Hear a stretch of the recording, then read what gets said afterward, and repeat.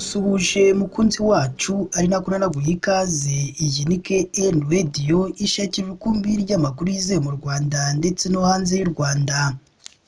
Ni mu karere ka Nyamasheke ahongeye kumvikana amakuru mabi cyane, amakuru y'incamugongo. Ni nyuma y'ibyo telefone igendanwa yakoreye nyirayo.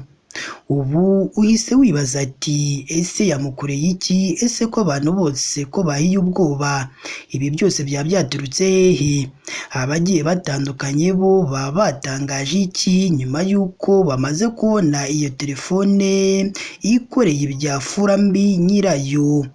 Ese ubuyobozi bwo bwagiriye izihe nama abaturage nyuma y'uko nabo ubwabo bari bahiye ubwoba bwinshi cyane? Ibi ndetse n'ibindi bigiye bitandukanye nibyo bikubiye mu makuru twaguteguriye uyu munsi. Icyakora icyo tugusaba ni uko wadutera inkunga uyu munsi maze ukareba munsi y'aya makuru yacu urabona ijambo subscribe cyangwa sabone utukandaho n'akazu ugira akazi nako ntugasige nako tugakandaho. Icyo gihe uzaba ushimangiye yuko ugiye kujya uba uwa mbere mu kubona amakuru meza ya KN Radio tugenda tubagezaho umunsi ku wundi. Reka twitse gatoya ubundi tuze tukuvira imuzi n'umuzingo iby'amakuru akomeje gutera ubwoba abagiye batandukanye.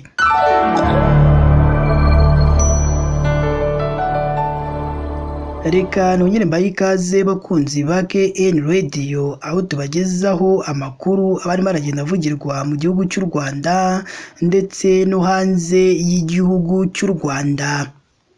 Muri iyi minsi uwavuga ko abakoresha ikoranabuhanga barimo kwiyongera umunsi ku wundi ntiyababeshye. Uko rikomeza kwiyongera ni nako hagenda hiyongera ibikoresho ryayo. Ibi rero tubivuze nyuma y'uko umugabo wo mu karere ka Nyamasheke ibyo yahuye nabyo azabibwira n'abuzukuru ndetse n'abuzukuruza, bitewe n'ibyo telefone yamukoreye byatumye abatari bakeya bagira ubwoba bwinshi. Ababibonye bamwe bakizwa n'amaguru. Aya makuru akomeje kugarukwaho na benshi hirya no hino ku mbuga nkoranyambaga za hano mu Rwanda, ngo nuko telefone igendanwa y'uwitwa Tusenge Mathias iravugwaho guturika icometse kuri sharijeri ikangiza ibifite agaciro k'amafaranga y'u Rwanda ibihumbi 150 by'amafaranga y'u Rwanda. Iyi nkuru ikomeje kubabaza abagiye batandukanye ndetse n'abagiye batandukanye bose bakagira ubwoba bwinshi. Yabereye mu mudugudu wa Gahira, akagari ka Banda, umurenge wa Rangiro wo mu karere ka Nyamasheke. Byabaye ku mugoroba wo kuri uyu wa gatanu tariki ya 13 Gicurasi.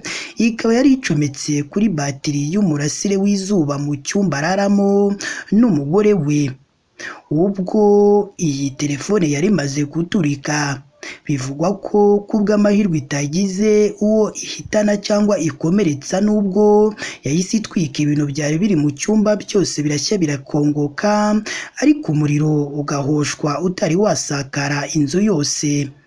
Iyi nkuru kandi yakomeje kuvugwa hirya no hino ku mbuga nkoranyambaga, yagarutsweho n'umunyamabanga nshingwabikorwa w'umurenge w'akagari ka Banda Niyitanga Fideli, aho yabwiye itangazamakuru ko umugabo yasize acometse telefone mu cyumba bararamo ku kameza kegereye ibindi bikoresho. Nyuma yo gusohoka nibwo yumvise ikintu gituritse, ibintu bimwe mu nzu bitangira gushya. Yinjiye asanga biri guhira mu cyumba cye, umuriro utarasakara ahantu hose mu nzu hagiye hatandukanye. Iyo telefone ngo niyo mu bwoko bwa Itel, ntibazi impamvu yayiteye guturika. Icyo bazi ni igihombo bahise bahura nacyo ako kanya, kuko bahise hashya indangamuntu zabo, radiyo, batiri, telefone n'ibindi byari kumwe byose bifite agaciro k'amafaranga y'u Rwanda arenga ibihumbi 150. Uyu munyamabanga nshingwabikorwa w'aka kagari ka Banda Niyitanga Fideli, ubwo yari arimo araganira n'itangazamakuru, mu magambo ye yagize ati: ku bw'amahirwe byabaye bari hanze mu rugo, kuko iyo biba badahari cyangwa hari nk'umwana basize mu cyumba aryamye byari kuba ibibazo, bari gusanga inzu yose yahiye ntacyo bari kuramura. Uyu munyamabanga nshingwabikorwa w'aka kagari Gitifu Niyitanga mu magambo ye ubwo yari arimo arakomeza aganira n'itangazamakuru yakomeje agira ati kugeza ubu ntituzi impamvu yatera iryo turika. Iyo tuba abahanga mu ikoranabuhanga twari kumenya icyabiteye, ariko ku bufatanye n'inzego z'umutekano, iz'ubuyobozi n'abaturage twatabaye dusanga inzu yari itarafatwa nta n'ubuzima bw'umuntu bwahangirikiye, bari kuzimya ibyari byatangiye gufatwa. Uyu munyamabanga nshingwabikorwa w'aka kagari yasabye abaturage kujya bacomeka ibikoresho bya elegitoronike babyigije kure y'ibindi bintu biri aho, kuko nk'ibi byose byahiye iyo biba kure y'iyi batiri ntacyo biba byabaye. Amahirwe ni uko uburiri bwo bwari bwitaruye hirya gato y'aho iyo batiri yari icometse. Ikindi ni ukujya bagenzura umunsi ku wundi ibikoresho byabo by'ikoranabuhanga, kuko bishobora kuba bifite ibibazo batitayeho babicomeka ugasanga birahiye bitwitse n'ibindi byo mu nzu bigiye bitandukanye. Uyu munyamabanga nshingwabikorwa w'aka kagari kandi yanasabye kudasiga telefoni icometse ngo bakinge bigendere, kuko iturika nk'iryo rishobora kuba nta muntu uri hafi rikangiza byinshi ndetse n'inzu nayo ikahagenderamo. Ibi kandi bimaze kuba muri kano karere ka Nyamasheke, bibaye hatarashira iminsi 5 mu murenge wa Kanjongo, naho inzu ifashwe n'inkongi y'umuriro hagakekwa batiri ya telefone yari ihambirijwe urusinga icometseho. Inzu n'ibyari biyirimo byose birashya birakongoka. Uyu muyobozi kandi yasabye abaturage kwitondera ibyo baba bacometse, kuko bamwe baba batanazi ibyo bacometse cyangwa n'ibyo bacometseho niba byujuje ubuziranenge.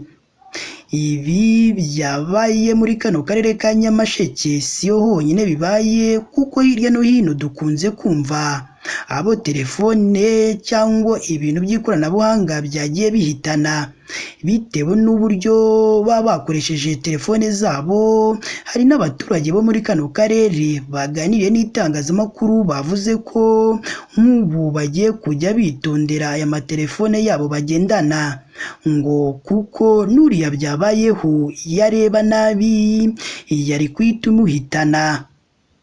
Ni naha natwe dusoreje amakuru yacu uyu munsi. Icyakora niba ari ubwa mbere dusuye, ndakwinginze mukunzi wacu, jya munsi y'iyi nkuru urabona ijambo subscribe cyangwa sabone, utukandaho n'akazogera kaza nako ntugasige nako tugakandaho.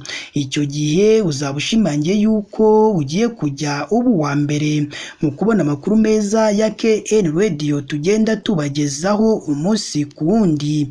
Si ibyo gusa kandi ugomba no kujya hatangirwa ibitekerezo, ukaduha igitekerezo cyawe, haba ari igishima ibyo dukora ndetse n'icyo tugira inama ibyo twazahinduramo mu makuru tugenda tubagezaho umunsi ku wundi. Mukomeze mugire ibihe byiza kandi Imana yo mu ijuru ijye ikomeza ibane namwe umunsi ku wundi.